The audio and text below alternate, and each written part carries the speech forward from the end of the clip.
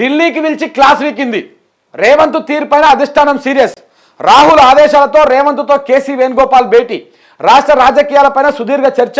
Hydraa కూల్చివేతలపై serious.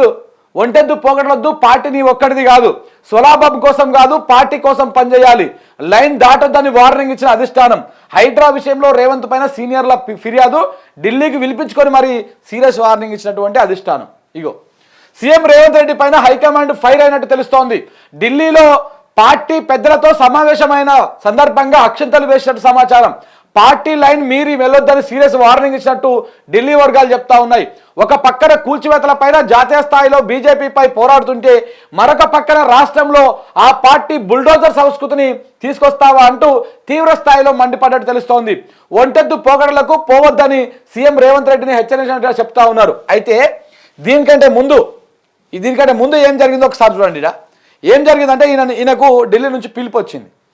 పిలుపు వస్తే ఏదో ఖర్గేను పరామర్శిస్తానో ఏర్చూరి కుటుంబాన్ని పరామర్శిస్తానో అని చెప్పేసి ఒక వంక పెట్టుకొని మొన్న 2 రోజుల క్రితము ఎవరికి చెప్పా పెట్టకుండా అనూహ్యంగా 8:30కి ఫ్లైట్ ఎక్కేసి పోయి ఢిల్లీలో దిగి తెల్లారినాక అరే అధిష్టానమే పిలిచింది కదా అంటే 100% నన్ను సోనియా గాంధీ రాహుల్ గాంధీ కలుస్తారు, చాలా రోజులు కలుస్తారు అని చెప్పేసి ఆయన అనుకున్నాడు, ఎక్స్పెక్ట్ చేసిండు, ఆశతో ఎదురు చూసిండు. కానీ సీన్ కట్ చేస్తే పిలిపించి ఎవరిని ఖర్గేతోటి కేసీ వేణుగోపాల్ తోటి మీటింగ్ అమ్మని చెప్పిరంట. ఇక చూడండి అదేమైందో. సోనియా రాహుల్ మళ్ళీ టైం ఇవ్వలే, నిరాశతోనే వెనుదిరిగిన సీఎం రేవంత్. ఎన్నికల బిజీలో రేవంత్ను పట్టించుకొని రాహుల్ సోనియా అపాయింట్మెంట్కు ప్రయత్నం. మంగళవారం మధ్యాహ్నం దాకా ఎదురుచూపు. అపాయింట్మెంట్ దొరకకపోవడంతో చివరికి ఖర్గేతోటి 40 నిమిషాల పాటు సమావేశం, 50 నిమిషాల పాటు కేసీ వేణుగోపాల్తో భేటీ. నిన్న రాత్రి 8:55 మళ్ళీ ఫ్లైట్ ఎక్కేసి హైదరాబాద్లో దిగిండు. ఇది కథ. పిలిపించుకొని లెఫ్ట్ అండ్ రైట్ ఇచ్చారు, పొట్టు వేసుకున్నారు. ఏం చేస్తున్నావు? మన రాహుల్ గాంధీ గారేమో దేశమంతా తిరుగుకుంటా బుల్డోజర్ రాజకీయాలు ఇవి అవి అని చెప్పేసి ఆయన ప్రచారం చేస్తూ ఉన్నాడు. నువ్వేమో సేము హైదరాబాద్లో ఇలాంటి కథనే మొదలుపెట్టినావు. హైదరాబాద్లోనే కాదు, చెప్తున్నాగా యశస్విని రెడ్డి మాకు హైడ్రా కావాలి అడుగుతుర్రు ఈడున్నోళ్ళు అని చెప్పేసి. సో ఇట్లా నీ ఎమ్మెల్యేలు కూడా తెలివి తక్కువగా ఇట్లాంటి కార్యక్రమాలు చేస్తా ఉన్నారు. జనం మొత్తం తిరగబడతా ఉన్నారు. నేషనల్ వైడ్గా జాతీయ మీడియాలో కూడా నీ ముఖ్యమంత్రి ఏం చేస్తున్నావు, నీ పార్టీ ఏం చేస్తుంది, గదే చేస్తుంది కదా అని చెప్పేసి చర్చ నడుస్తూ ఉంది. మా ఇజ్జత్ పోతా ఉంది, నీ వల్ల కాంగ్రెస్ పార్టీ ఇజ్జత్ పోయింది. ఇప్పటికే ఇతర పార్టీ ఎమ్మెల్యేలను బీఆర్ఎస్ పార్టీ నుంచి 10 మంది ఎమ్మెల్యేలను వచ్చినావు, దానికి ఒక రకమైనటువంటి అది పోయింది. ఇక 2 రకాలు ఉన్నాయి. అది కాంగ్రెస్ పార్టీ ఎందుకు ఇంత సీరియస్ అయింది అంటే వాస్తవానికి కాంగ్రెస్ పార్టీకి తెలుసు ఈ కథ అంతా. ఏది ఈ హైడ్రా అనేది ప్లస్ ఈ మూసీ నది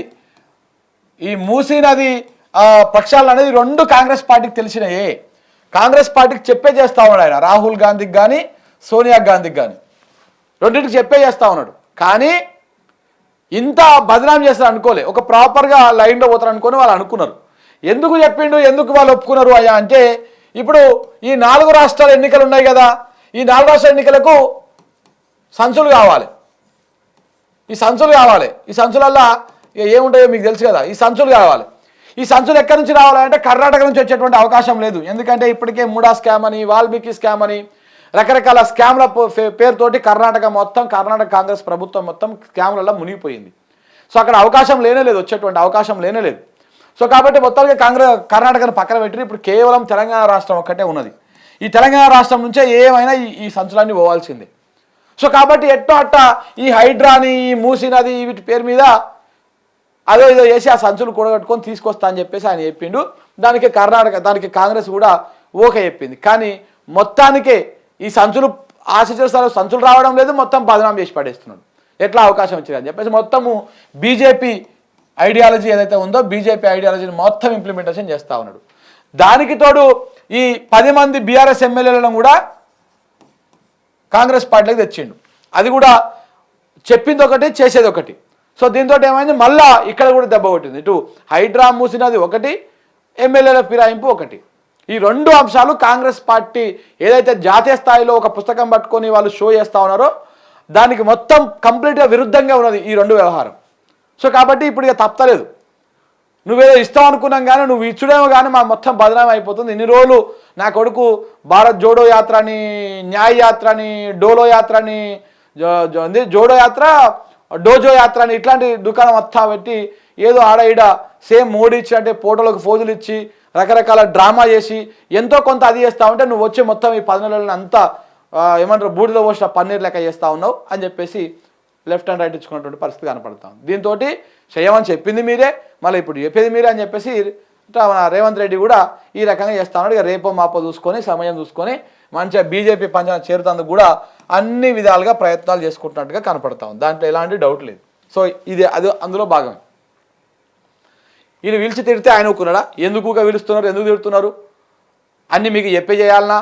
మంత్రుల మీద కూడా రుసరుస అవుతున్నట్ట, వాళ్ళ మీద కూడా చిటపటాన్ని శంగ ఎగురుతున్నాడంట.